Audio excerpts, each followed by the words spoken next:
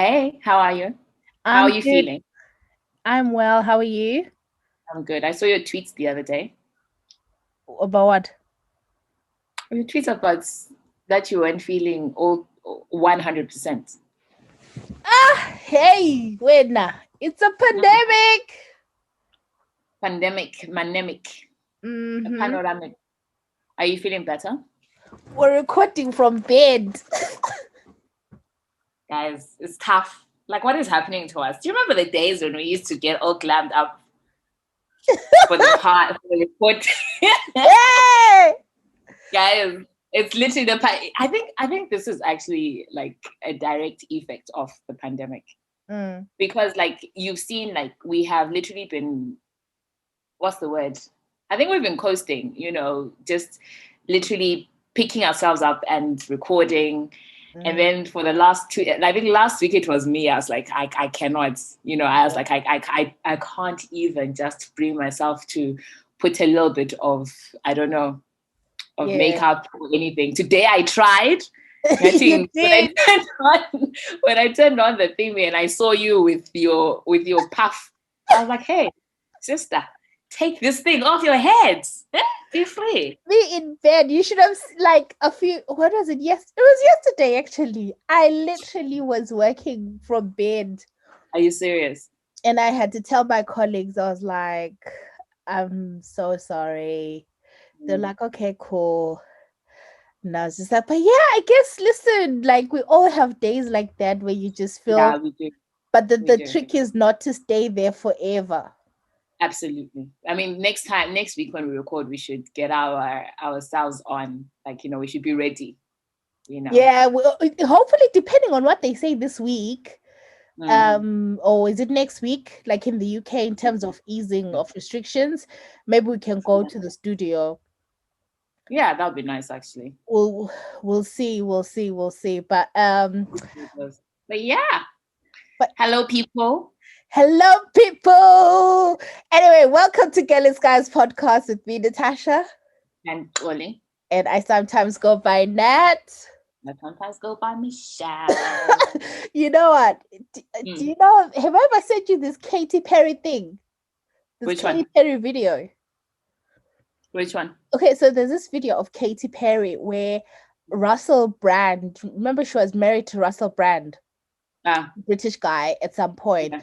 So apparently he had texted her to kind of say he wants out of the marriage or whatever, Before she right? went on concert or something, right? Before she went on Exactly, exactly. Before she was supposed to be stage, on sorry. stage. Hmm. I need to find that video. Like, and literally she is distraught. Yeah. And she is like down in the dumps and everything, right?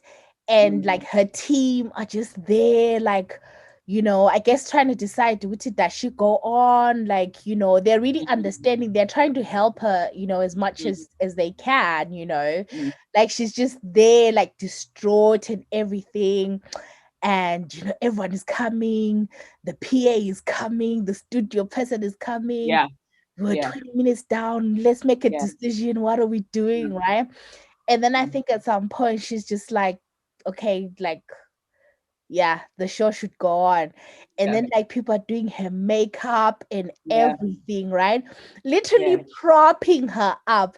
And then she goes out and she performs. Amazing. And it's Yeah. amazing. And literally, I always think this is my life. Mm. I feel like I'm like Katy Perry, and Mm. like my family, my friends, you guys, or Vanessa, you're like the people in the backstage, like Propping, like holding you. like propping me up.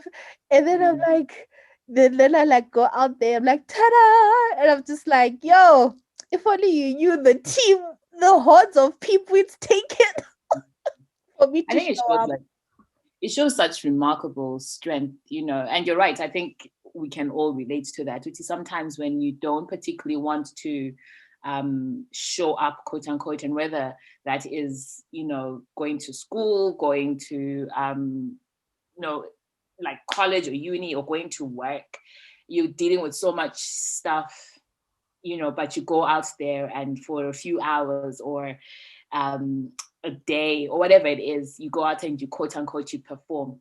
We've all been there, and it just shows just the remarkable strength that we have, the resilience that we have to kind of pick up even when stuff is so shared, when the stuff that's going on that other people may not be privy to. But you see somebody standing there all glammed up, and that is why it is so important that we need to be kind to each other, because you never know what somebody is going through.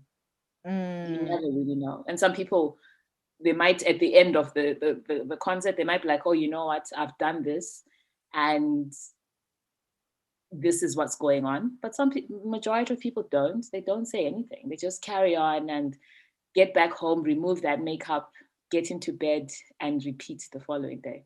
So I think we need to be, it's just always just a reminder to be kind to people, because you don't know what people are going through. Yeah, definitely. And I think it's also about like really appreciating the days where like the good days, Absolutely. like really like savoring those moments, because it's just like, like the days where everything, like physically, emotionally, like mentally, you're just fine, you're happy. It's just like, man, don't take those days for granted. They're amazing. Sure. That is something that I say a lot to my patients, like, especially when they're like right in the middle of treatment or whenever they are, like, or especially not in the middle of treatment, after treatment, when they're kind of recovering from the impact of treatment and everything, like of radiotherapy and chemotherapy.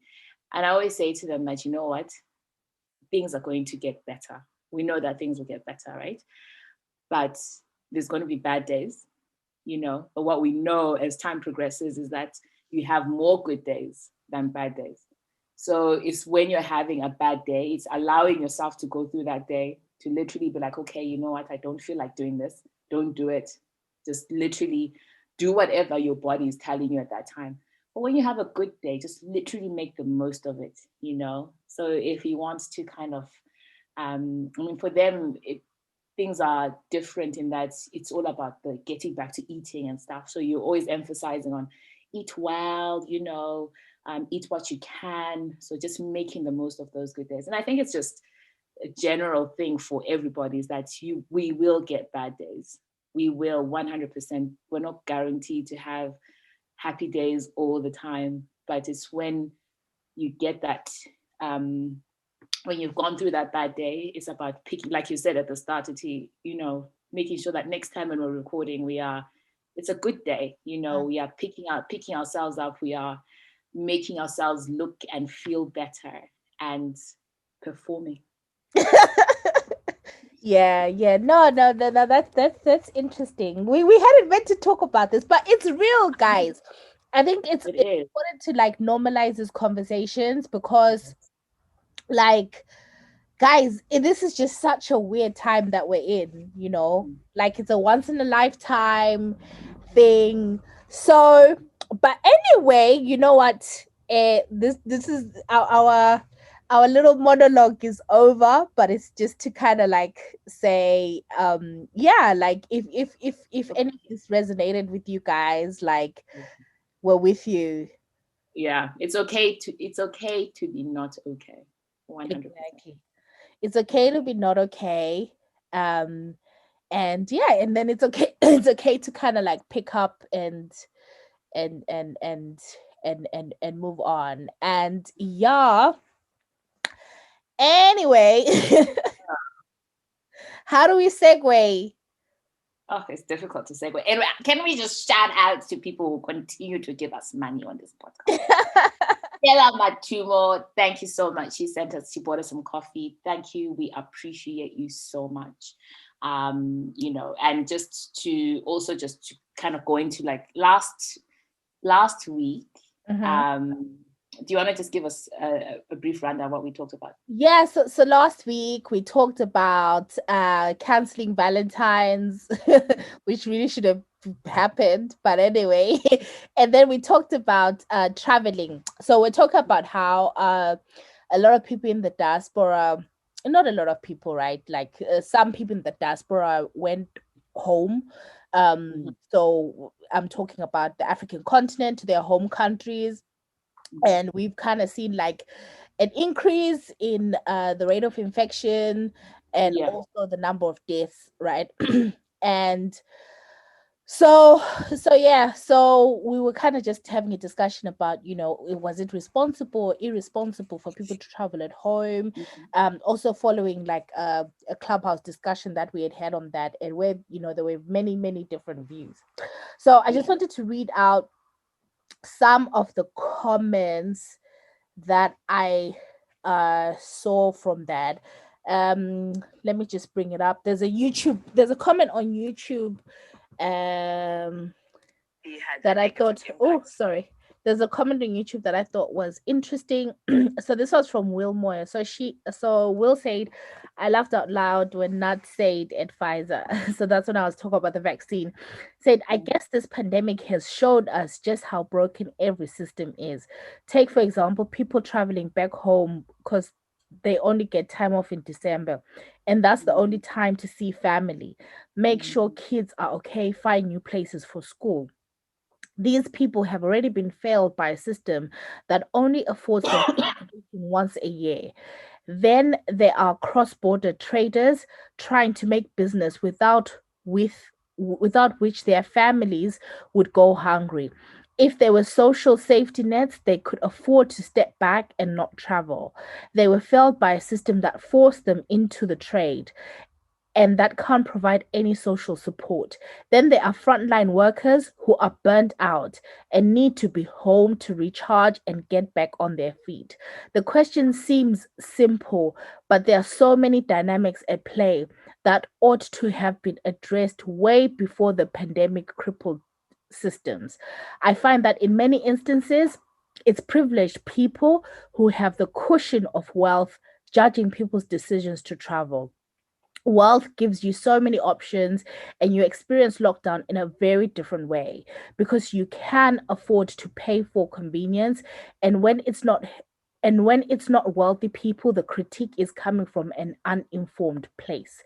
It's so easy to stay put when you're not burnt out, when you have family close by, or when you have other people who can step up and take care of your children's needs. It's all very difficult because it is a pandemic and we all have to give up some things we enjoy to do. However, I think it's important to take into account another person's situation before passing judgment. So I really wanted to read that because I thought, you know what, like in a way, like I checked myself as well, because I was like, I may not always think of myself as being privileged, but I am aware that I probably have, means that maybe other people don't have, not as much as I'd like, but it is maybe clouding my judgment. So I thought that was quite like a perspective that I really haven't sat down and really, really thought about. So yeah. No, I think that's really interesting. And definitely there are just so many layers, and which is why I absolutely hate being absolute about things like, or this was selfish or this, because there's so many experiences that I personally will not know of, or do you know what I mean? Like what Will is talking about there, about the whole, like, there's people who have to travel to looking after family and who are physically going there to look after family as well. So there's just so many layers to it. But yeah, at the end of the day, I thought it was also an interesting conversation, and it's nice to have a fresh perspective like that. Yeah, carry on. No, just one comment I want to say. There's a comment from Sid Malunga who was like, Dot Kelitska suggesting a passage challenge on the Dem Loot song. So that was for the previous episode when we were doing a challenge. People do it, and shout out to at Chemistry, Simpio and Dovo, who is a new listener, and she was saying, I think she's just kind of catching up to a few of our previous episodes. anyway, so she says, I'm almost caught up, episode 34, but I also listened to this week's episode because Nintanda isn't, though. I'm not patient. Anyways, I honestly think it's selfish to be traveling at this point, a whole year into the pandemic, just because Nje. She says, I'm always peeved by people who travel and see people out of their bubble and claim they were quote unquote safe, only to come back a week later and be tweeting, guys, sad emoji, I have caught the virus. COVID is very real. Please stay at home and be safe. Don't travel. So that was her comment. And Ogan Basela responded to that and said there's definitely exceptions, though, I think. So it kind of generated a bit of conversation there as well. And there was a lot of people laughing at, you know, what you said about the whole about what? Times, and then there was the whole calling the GP. That's poor. So, Honorable Fang was like, you told the doctor you were fat to try and jump the vaccine queue to pick me off the floor because every day they are fat shaming in this country. Oh, hey, COVID, hey, because people are fat. So when I say, can I get the vaccine? Y'all say no. How? Which one is it? I can't get over it. Do you want me to be a burden on the NHS or not? Which one is it? Whose? And then at Vanessa Fix was talking about the comments, but the content is coming a check for sure. So I'm doing my own podcast to tell everyone the things that have happened, the real tea. I'm doing this as a national service, obviously. Yes, Vanessa. Vanessa, thank you so much. And then just one more from me, from Ma_Mhlaba. She's like, if you play me, I have a podcast. I'm about this energy. But yeah. Yeah. Interesting. It was a good episode. If you play me, I have a podcast.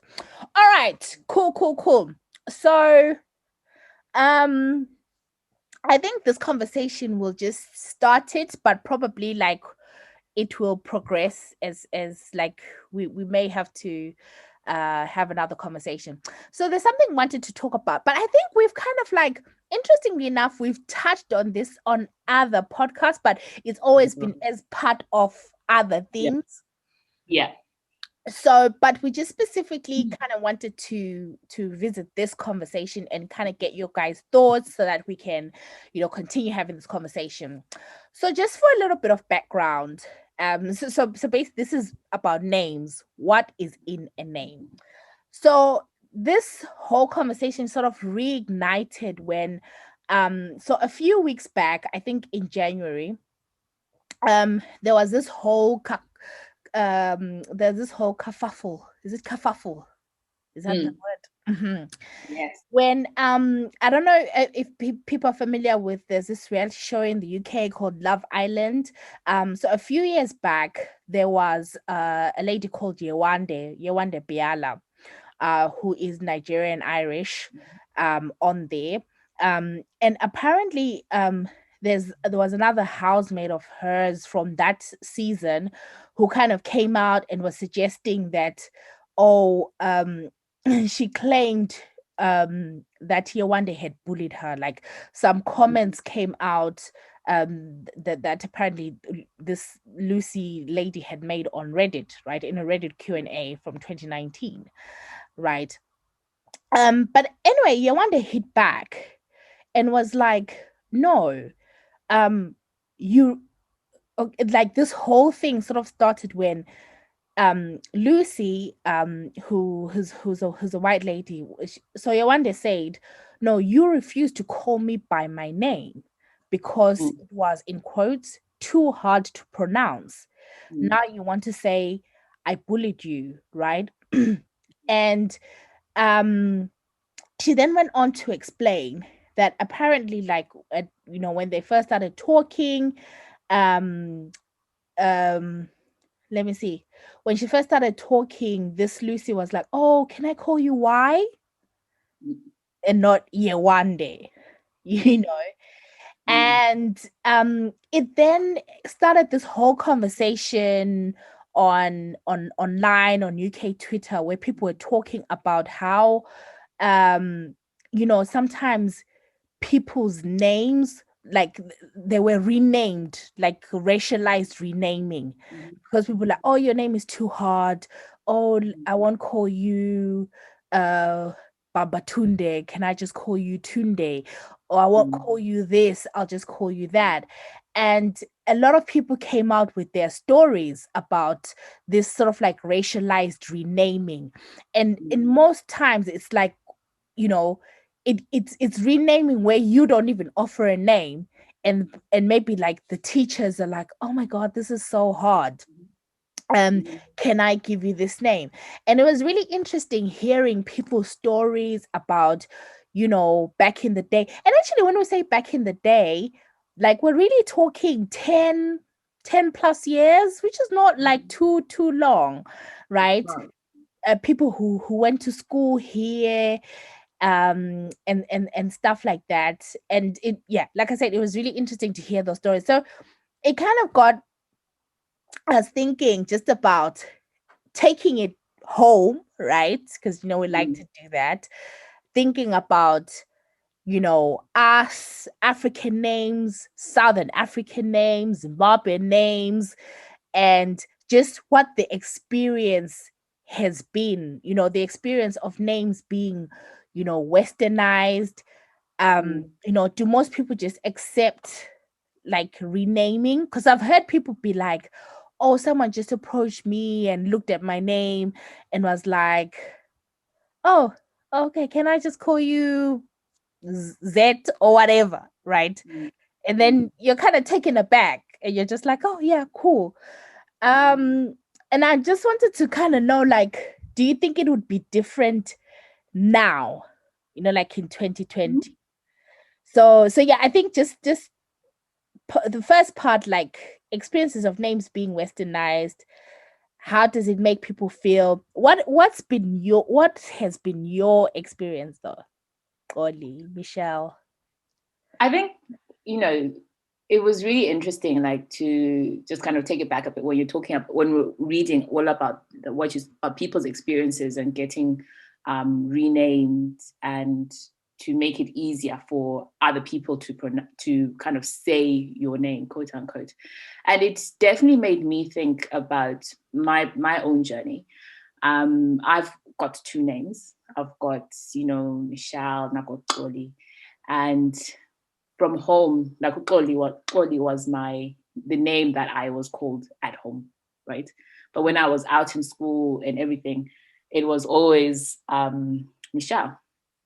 And it's only, I guess, in the last few years where I have really not even thought long and hard about it, but I think I have come into myself a lot more. And when I think about a name, and I think about identity, and I think about who I am, I certainly resonate a lot more with Xolie.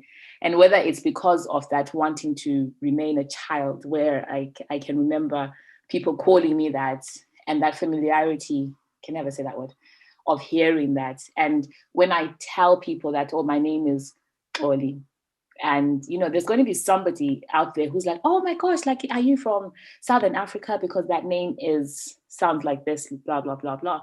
And that for me is belonging. So it just reminds me, or it grounds me. It's like, okay, so this is who I am, and this is what my name is. And my mom loved that name so much. And if I had it my way, I would tell absolutely everybody at work. I would get them to be called to be pronouncing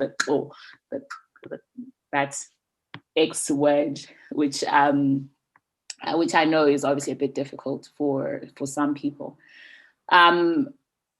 At the same time, like, looking at the whole conversation that was generated after Yewanda, was talking about her experiences. it was interesting because, like, you know, Munya Chawawa was like, you know, it's upcoming young guy who is literally being seen by all these top people, like top TV shows are getting in touch with him. And he just, like, literally a few weeks after, he was also sharing about how it was difficult for, I think he got an email from somebody, like from one of the TV shows, and they called him Chunya. And then on top of that, they called him something else. And it was just interesting just to kind of see the whole renaming, because what is it that makes it so difficult for somebody to actually look? So you're not even pronouncing something, but you're looking at somebody's name. But automatically, because it's easier for you to kind of process a different spelling, or the way it's in your head, it's the way it should be. I don't know. I feel like in a way it's always that power dynamic of, you know what, I have more, I can. When somebody says, can I call you? I always feel like it's an element of, I have more power than you. So it's not even like, can I call you whatever? It's automatic. That person's already decided that they're going to call you that, you know? So I think it's a bit of a power play. And I think it definitely takes me back to slave trade times when slaves were brought on the ships, and they were like, oh no, you're going to be called so and so that it's easier for master to say your name. But yeah, so I think it's there's a lot of layers to it as well, because, you know, like when people mispronounce your name, it's an element of otherness as well. It's trying to make you to show you that you're not a part of this society.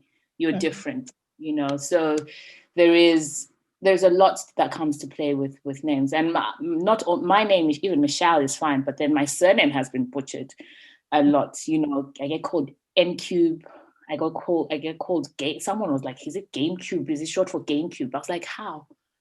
You know. But then a few years ago, you'd have been like, "Oh yeah, okay, no, that's fine. You can call me that." But now I think with a lot more awareness, and you realize that there's a lot more harder names as well that people pronounce. So why can't you learn, and why can't you ask how your name is pronounced? So take it like with our names, right? Like with the clicks. So like Xolie, you know, like the Ngabuto, the like what. So my question then is, so we've talked about the taking power bit, which is when someone's like, oh, can I just call you this? I do think that there is a little bit of like when someone makes a mistake for the first time, maybe there is a little bit of that's different from the, because sometimes you don't know, is it a genuine like, do you know what I mean? Yeah. Like, because obviously it's not a familiar name. So in my mind, it's slightly different. But if somebody continues to do that because they show that they literally are not taking the time, then that's different. So, but what about but I know what you are gonna say, you know, their names like all these like Russian names that we learn to pronounce. Whatever it is. Neve, and like when it's called Niamh, and you know how to spell it. So do you kind of sometimes, how do you, okay, so how do you decide when to say, oh, my name is Xolie or my name is Michelle? Like, for me, it depends on where I am. I have gotten to a stage, like, you know, when people just literally you know, when you just get exhausted by somebody butchering your name, right? So because I think I've come from a place where I have heard my surname just mispronounced over and over and over again, I become very protective of my middle name. And it's easier, you know, to people, I'm just like, oh, it's Michelle. But if I'm feeling like, oh, you know, if I'm in a place, like if I was in a place where there's Africans or where there is other immigrants, I probably, you know, even if I knew that they wouldn't say my name or they wouldn't be able to say my name at first just by reading it, I would definitely call myself Xolie. And I don't know, I think there's that element of me protecting my name. Because then, you know, another thing that really bugs me a lot is when, for example, if I was to go in and say, Tuti, oh, my name is Xolie. And then somebody's like, oh, you know, then they start like, oh, you know, it's the clicky name. Say it again. You know, there's all this fascination about it. Almost feels like a bit of a circus show. It almost feels like, you know, I'm like, I know you're not going to be able to say it. You know, the best that's maybe is going to come from it is Xolie. But I've always hated that bit of or say, you know, you do feel like you're a clown on stage and you're just performing for people. And yes, I know that some people will have a genuine interest for how you say it, but if I've said it once or twice for you, then I always feel like that should be enough. You get issues with your surname? Oh God, yeah, like Fayane, and yeah, like, but it's one of those things that, to be honest, I've found myself always saying, oh no, I'm not precious about how you say my name. But then this got me thinking, why am I saying that? You know what I mean? Like for a very long time. So I kind of feel like, so my experience has been obviously, I feel like your first name is like, I've always been one of those people that like Natasha. Then I'll be just like, I'll just volunteer. I'm like, yeah, cool, don't worry. Like, don't try and say my surname, sort of thing. And you can see the relief on their face that, oh, okay, I don't have to say it. So I've always kind of just been like, oh, okay, I'm not really. And I find that I automatically spell out my name. Like, I'm like, Natasha, okay, F for Freddy, U for uniform, Y for Yankee, A for Alpha, N for November, E for Echo. Like, literally, it's to the point where I don't know how to, like, I just will like phonetically say my name. Yeah.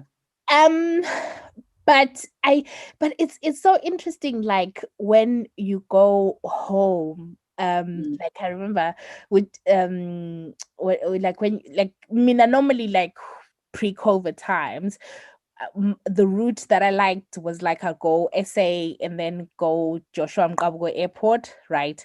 So like when you get home and then people are like, Natasha Fuyan, and you're like, you just feel it in your heart, like, oh my God. Because I'm like, I realize that my name has been butchered every way. Yeah, absolutely. It's so nice. And it's one of the nice things about being home. That, you know, you are, and I think that just shows the importance of a name. It's belonging. It's like, that is how you know you are home. I know I'm home from the moment that people, like Michelle is thrown out the window and I am, you know, to everybody is just Xolie is here. That's it, you know, and it's so nice. But it's so interesting, you know, for my emails. Like I don't have an email which will say Michelle blah blah blah. I have an email that kind of uses both Xolie, my surname, and, you know, at whatever.com. So, and I've realized recently that, oh gosh, you know, when somebody asks you for your name, so like, okay, my name is Michelle, my surname is Ncube, and just like you, I will N for November, C for Charlie. Fine. Can we get your email? Then I have to start again. X for X-ray, O for Alpha. It's exhausting. Like, guys, it's exhausting. So yeah, I definitely feel that feeling when you're saying that, you know, being at home, nobody's going to ask you how to spell your name. Nobody's going to ask you how to spell your surname or ask you how you say it, you know. But the question that I have is, when do we like, do we just, not just, but do we accept that, you know what, we are in a foreign country and this is the best this is the best it's going to get. This is as good as it's going to get, you know, because when you're at home, you get all the perks of belonging. You don't have to, nobody butchers your name and stuff. So how best do we make our, like, if you're in the diaspora, for example, like, how best do you make that? I don't know what I'm trying to say. Like, I know what I'm trying to say. I'm just trying to bring it across in that, do we complain too much when people say your name, like they don't say your name correctly, when they say, can I call you this? You know, at home you don't get that. You won't get, can I call you this, because people will know how to say your name. Like, how do we, and that's what I struggle with, is just finding that middle balance. Listen, you're asking the right questions, because, and I know I feel bad for even asking that question. It's kind of like, where do we, which is kind of where I was alluding to, like with the clicks, like, is there a level where we just accept that, you know what, this doesn't come naturally to people, so it's you know, like you said, you just kind of accept. But I don't know if maybe that is a wrong way of thinking. I would actually be interested in hearing from a second gen, like someone who was born here, like those kids born here in the 99s, 2000s. I'd be interested to hear what they think about all of this, particularly those people who are born here but have got, you know, African names, have got, you know, I would also say Southern African, because I think we're a newer immigrant group. Yeah. So I'd be interested to hear what they have to say about this, because I guess, Mina, that's kind of been my approach. Even like, it's kind of like been like, oh, okay, you know what? I don't expect them to get it right, and it's fine. But I am realizing that now, because that consciousness has been raised, a lot more people are like, can I ask, can you tell me how to pronounce your surname? And they try, and they're trying to get it right. And I appreciate that. Whereas I think my starting point had really been, I don't expect much. But then on the other hand, I remember when I was, because I do think that there is a difference with first name and last name, in the sense that the impact that you feel is kind of, because if you get Natasha right and you don't get my surname right, but I'm still Natasha. That's my identifier that people use on a daily, right? So I was having this conversation with someone, right, who they have Ndebele first name and last name. And I remember we were talking about, which is the other point I wanted us to get to.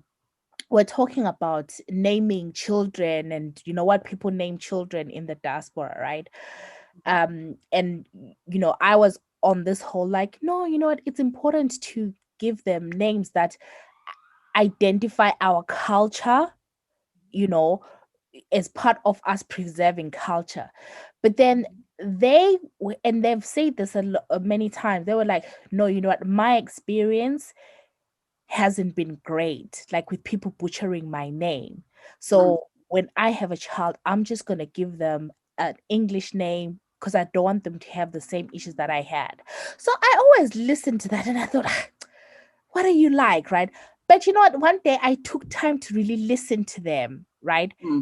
But they were talking of their own sort of I don't want to say trauma, but and the way they explained it, because they went to like even this like a private school in Zim, like, you know, where it was like you know, run by British people. And they were saying that even from school their name was butchered, right? So they have a history of, all the time they've tried to sort of say, this is my name. I wish I could say the person's name, but like, I know they, anyway, let me not. Oh, let me, oh, no, let me, anyway. So is the name that I had on my screen before this. Okay, yeah. Yeah. So she, name, it's not a hard name, right?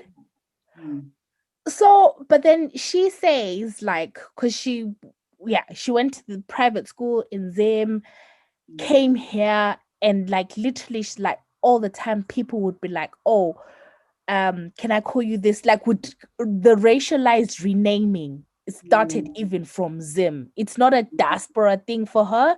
It started from Zim.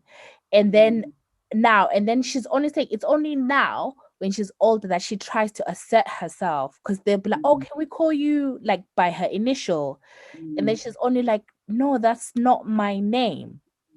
And so she feels like she's had to put up a fight like all her life for a name that's like 3 syllables and not even hard at all. Yeah. So I just sat with that and I was like, you know what? Her experience is valid. It's real, but it's a shame that that's been her experience, because she was like, you don't understand, because this person, okay, we have the same surname, right? But then she was like, but you're Natasha, and Natasha is easy. But my name, and I was just like, oh, okay.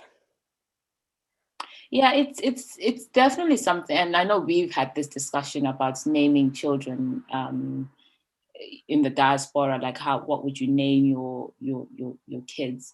And that experience, you know, is definitely, you're right. It's that person's experience, but it's definitely something that I feel is prevalent. You know, many people will actually turn around and be like, you know, my name has been butchered. My name is not that hard to pronounce, but my name has been butchered so many times. And for many people, it starts off in school. I read this study actually, which was conducted quite a while ago in the UK, and they looked at how students of color, how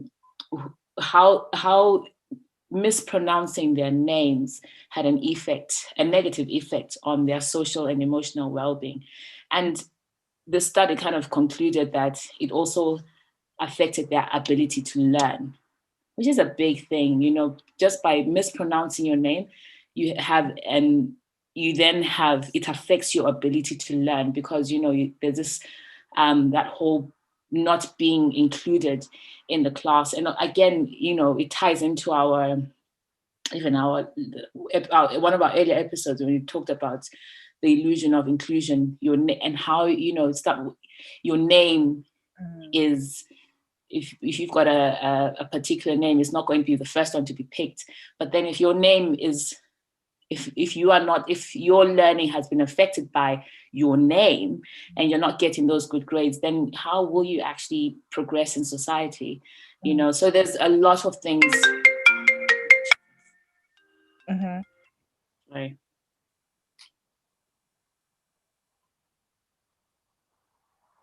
So you're saying, okay, I get what you mean, yeah. So there is that to kind of consider as well, you know. So when you're in the diaspora, wherever you may be, because it does not necessarily just in the diaspora, you could be at home and your child might struggle. How do you name your child? Do you give them a name that's a bit easier for everybody else to pronounce? I think that's certainly something that I would do as well. I think I have 2 names. And like I said, you know, and everybody will have their own experiences. But I think I would definitely give Tamara, my child, has got 2 names, which the other name is a Ndebele name. And she's like, oh, I don't like that name. I'm like, but it's the meaning for it, you know. It's got such a powerful meaning. And I think that the name it means a lot to me. And I'm sure as time progresses, it's going to be one of those things where she's like, oh, you know what? My name is actually Nombilo because my mom loved that name. And because of this, when you have that whole context and that story behind that, the meaning of the name. But what you'd want is to kind of give them a fighting chance. Uti, when they are putting themselves up for job opportunities, when they're putting themselves up for university applications, they're not going to be segregated because of their name. So there's just so much that we need to think about. So much that we need to think about. I don't think it's a black and white kind of story. Like, what would you do if you had kids? Would you give them, not if, when you have kids, are you going to give them 2 names? Are you going to give them just Ndebele names? Oh, so I feel very strongly about this. Like, I feel like, my whole thing is about linking us to it's all about our how we identify ourselves, and culture as an identifier, especially if we're so far from home. So I feel very, very strongly that I would definitely, when God blesses me, like, I would definitely give my child Ndebele name, right? And it's important to me because that will be their cultural identifier. I mean, I say that, I mean, I don't know what, maybe the father may be a different tribe. Obviously, the conversation would have to happen at that point, right? But I want them to have a cultural identifier to know who they are, because what we have learned from being far away from home is that these places where we are growing up, it's not really home. So you almost have to operate in that third culture sort of space. Like, what is it called? Imvelaphi yomuntu. Like, where someone is from is very important. Yeah. When we are young, maybe we don't get it. So I don't like the idea of just giving a child an English name, because for the most part, it's like, what do those names mean? Right? Because for me, when someone tells me a name, I'm like, what does it mean? Because when you name, I think when you name your child, it should be speaking into that child's future, what your wishes are from them. So yes, maybe there is an element of giving them a fighting chance, as it were, but I think you can still do that within the confines of the names, right? So maybe, like, I've noticed that the names that people normally, even if they're Ndebele names, they're like, those kind of easier names. Like, you hear like a lot of Tandiwe, a lot of, those names that sort of come up, which is nice. Would I give them an English name? To be honest, probably, because there are some English names that I like. But if I am giving them an English name, honestly, it is the whole fighting chance type thing. But if I met a guy, so my dream is to, like, have a child with a Ndebele guy, right? If I met a guy who was very, like those pro, like, cultural guys who are like, I'm not giving my child an English name, I wouldn't fight it. Yeah, me neither. Yeah, I'd be happy with Justin Ndebele name, to be honest. I think you're right. But I'm looking at my bookshelf, and I'm just looking at the majority of authors. Like, you've got Chimamanda Ngozi. So, I think it's just important to always explore the other extreme, that, yes, we're giving people fighting chances, but look at how these, especially Nigerian names and Nigerian people have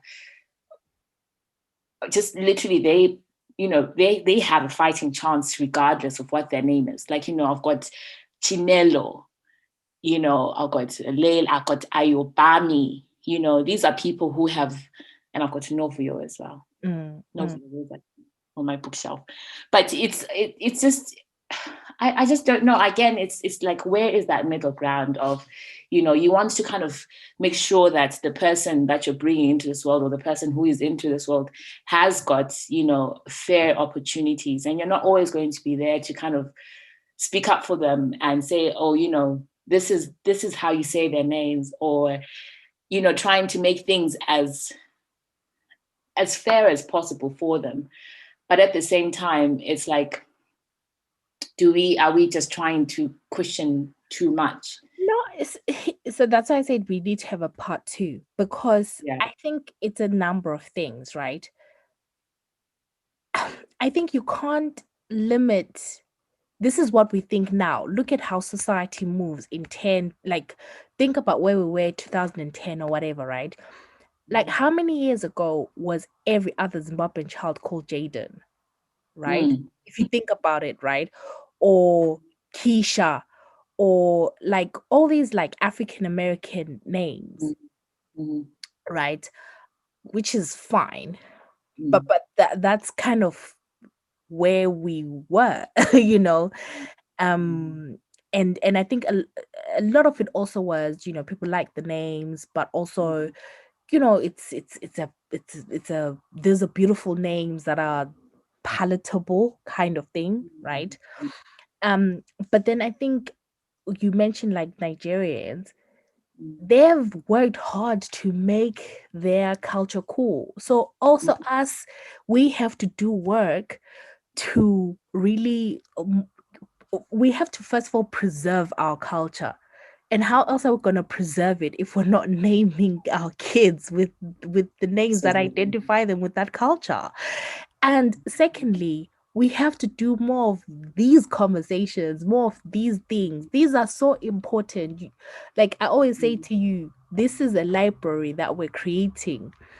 10, 20, whatever years time, people need to look back and be like, oh, when they talk about, the strengthening of, people identifying with home and the Zimbabwe diaspora, Galen Skies needs to be in that conversation, because that is what we are doing, right? It's bands, but it's one of our objectives, right? To do that. So it means that 10 years from now, we're making the next generation's job so much easier, because they'll look back and they'll be like, oh, I'm from Zimbabwe like Munya Chawawa. I'm from Zimbabwe like Shasha. I'm from Zimbabwe like I'm from Zimbabwe like Mube. Yes. Exactly. Yes. Representation matters 100%. Yes. Exactly. They'll be like, I'm from Zimbabwe like Xolie. Yes. Exactly. I'm from Zimbabwe like Novuyo Rosa Chuma, you know, and it starts from somewhere. Those people didn't just start out in thin air. It starts from somewhere. So that's why I said, like, I feel strongly about that. But then I also realized that I'm one of those people. My name's Natasha. I don't really like I have middle names, but on my official, I'm just Natasha, right? I know my grandfather wanted to call me Sambulo, but that never went. That never went. But I think it's a beautiful name. But I mean, now when I first heard it, I was like, what? Yeah. But then now I'm like, okay, I But get it. and I think that's the thing. It's like that's doing that whole 360. And when you are asked about yourself, it's like who for me, when I'm asked about myself, it comes to the forefront, and like I said, it's just like doing that whole 360 and coming back to, because that is who I relate to. That is who I am. I think if you were to wake me up in the middle of the night, if I was dreaming and ask me what my name was, that is who I would say my name is. And you're right. I think we do need to have more of these conversations. I think we do need to make it a lot more normal. I think the 2000s, so to speak, that generation also needs to be taught to appreciate their culture, their names. And for me, it's a continuous work in progress with Tamara, with her middle name. And I always tell her, like, even for her, like on her birthday, I will call her, but your name is Nombilo. And for you, it means, I know it may mean nothing, but to me, it means that you have brought such life to me. You're the mother of life, and you have brought such life to me, and I hope that as time progresses, that is something that she will literally turn into, just as I have calling my, like at the forefront being Michelle, to being Xolie, So, but yeah, we'll see how it goes. You have frozen. Can you see me now? Yeah, I can. Okay. Yeah. No, like I think this is a really, really interesting conversation. But then I appreciate, again, someone will say, but you're Natasha. So because I think it goes in waves, right? Because if you notice, like a lot of like I notice like a lot of people who I'll give an example, like my grandparents, right? My grandparents, um no, Ukulu was like, his first name was English. Ukoko, her first name was English. Ukulu got their head and Ndebele middle name. But when they named their kids, all of them have Ndebele names. So they were part of that middle class sort of thing that had that. And then, like, if you notice that people sometimes, maybe who themselves, have native names, right? Maybe they don't feel too, they're not too attached to like giving Ndebele whatever name, so they will give an English, whatever English name they like, you know what I mean? But maybe because I am Natasha, so I feel like, like, okay, great, my name's Natasha, but then I now want more of an identifier in the next. Do you know what I mean? I think it's sometimes it goes in waves in that way. 100. I get that completely. So, guys, if you have got any, we should do a little compilation library of beautiful Ndebele names, boys and girls. So, share your the beautiful names that you may have. Listen, you may be 25 and you're thinking in the future, I'm going to name my future princess this. Share those names with us, so we can also just look and see. Yeah, actually, that's a good plan. If you have any beautiful names, can you please share and like hashtag Galen Skies wherever on Instagram, on yeah, what they mean as well. Yes, the names and what they mean, and also not just Ndebele names, like whatever, like indigenous names, like Shona, Xhosa, Sotho, vendor names, yeah, Xhosa, Zulu names. Beautiful names. Just share. We can just compile a little. Can have like a little link or something that we can. I was talking to somebody yesterday, who was talking about a name, and I was like, oh God, we need to stop this conversation. But interesting, because it was my friend, she's in Zim, and like her kids have Ndebele names, and then she was talking about the whole, like, people be like, oh, what if your kid goes abroad? She was like, what? Like, I'm speaking into like their lives and whatever. Like, if they go abroad, they go abroad. Like, but I'm not gonna not give my child.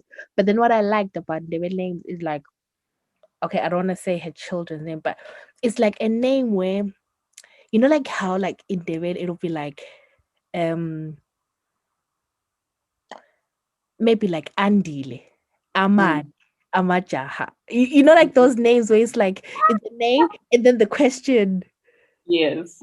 I'm trying to think of another example. Like, I love it so much. Yeah. Like my siblings are called, so I've got twins, right? Twin brothers, sorry. And one is Siyabonga and the other one's Siyabonga Amapahla. So one is Siyabonga, one is Amapahla. Oh. And then they've got English names to go with that. But I love that, I love that thing. It's just like, even my little cousin, his name is Zena. And Zena. So, yeah, Zena. Ini is Vusiso. Oh, that's his full, I think on his thing is just Zena, but then it means like Zena is Vusiso. I love, just that poetry around it when you're like, yeah. It's beautiful.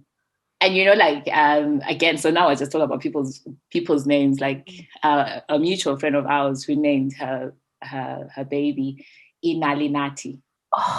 The apostrophe in there. I'm like, Wow. Like, how do you even think of that? Like, that's such a beautiful name. I love it. Mm. Inala, iten, ilat. Oh, Yeah. man. It's Our just, culture is too beautiful, man. it is, guys. And such words, like words with such meaning. It's just, oh, it's Or beautiful. like, zinhle ini izintombi. Mm.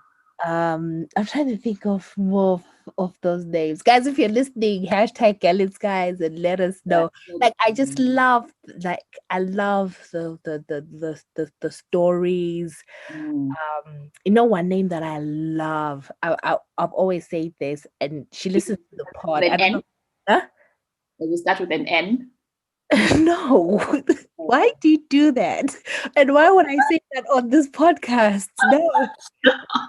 Okay, sorry. Oh no, actually it starts with an M. So I know she listens. I hope she listens to this pod. If people tag her, her name is Ngaten. Oh, what is it? Ngatendwe.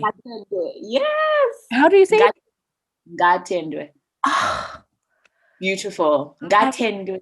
She's on I've said that to her. Like I was like, oh, she was such a beautiful name. it is such a beautiful name. Ngakudzwe. Ngakudzwe. I hope I'm saying that right. Like nga. Ngatendwe. I was just like, oh my god, it's so beautiful. Like, and I remember I was even thinking, which okay, the Ndebele version would be Gabongwe. I was like, that is so beautiful. Gabon. So man, Actually. Gabon.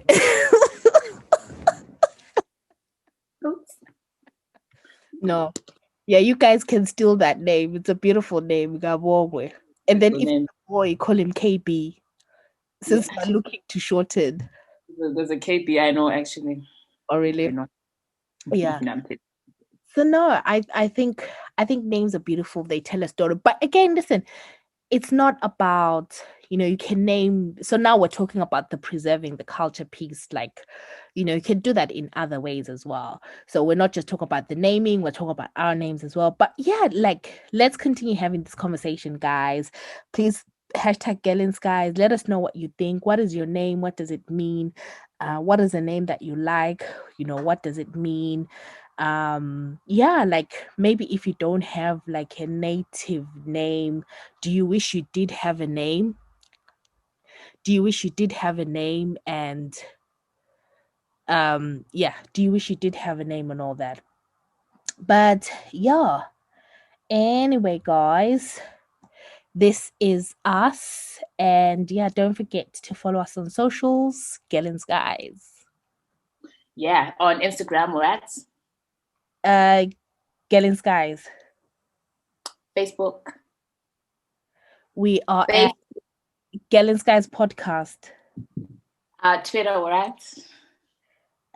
We are at Gellins, guys.